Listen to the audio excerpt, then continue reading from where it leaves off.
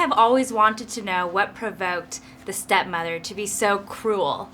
And so I like that this film isn't very one-dimensional. We get to see more of the backstory. Can you tell me a little bit about her backstory? Well, obviously it's a story of Cinderella, and there's various different mother figures, daughter figures, sisters in the film.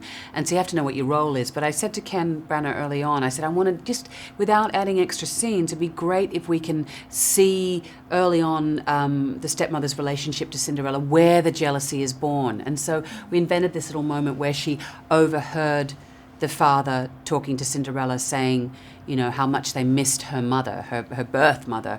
And I think that's where she's a jealous woman anyway, and she's a woman who's already lost her husband.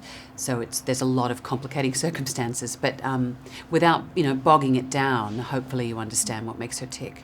And we also learned that the reason why she's like that, it's a little bit more reasonable because back in those times, they needed it to survive. She couldn't really do anything for herself. She needed to have a man in the household so that way they would have that security. I think that's the same for so many women still. They don't have a sense of agency. They know that if they go out in the workplace, they're not going to get paid equal amount to their male counterparts. So, I mean, in some ways a lot has changed, and in some ways it hasn't changed that much. So I think there's still a lot of women who feel like their only option is to graft themselves onto a man, and so therefore other women become competitors rather than allies. And I think that's the sad thing, that Cinderella has experienced immense grief, so has the stepmother, but it doesn't bond them. It places them in competition with one another, at least from the stepmother's point of view. And this is why the story is still so relatable. And I think that what's so cool about this movie is that it was our favorite childhood fairy tale.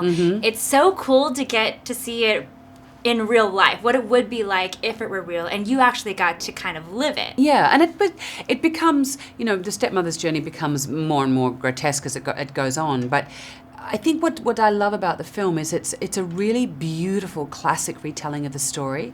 It's got all the bangs and whistles that you want. It hasn't got some sort of modern contemporary twist.